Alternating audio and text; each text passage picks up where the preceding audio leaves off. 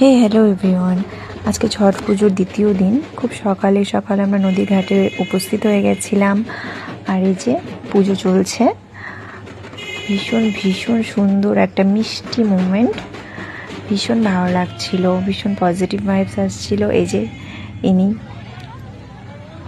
সবাই মিলে ভীষণ মজা হচ্ছিল। এটাকে অরগ দেওয়া বলে, সেটা দেওয়া হচ্ছিল।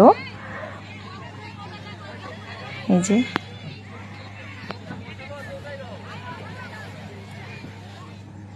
তারপরে আমরা একটু সিঁদুর পরানো হচ্ছিল এখানটায়, যেটা রিচুয়ালসের মধ্যেই পড়ে। মনে হচ্ছিল শুভ বিজয়, বাট এটা শুভ বিজয় একদমই না, এটা ছট পুজো।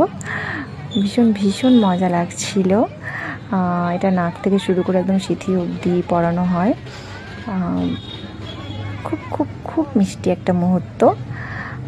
সবাই মিলে ভীষণ মজা করছিলাম।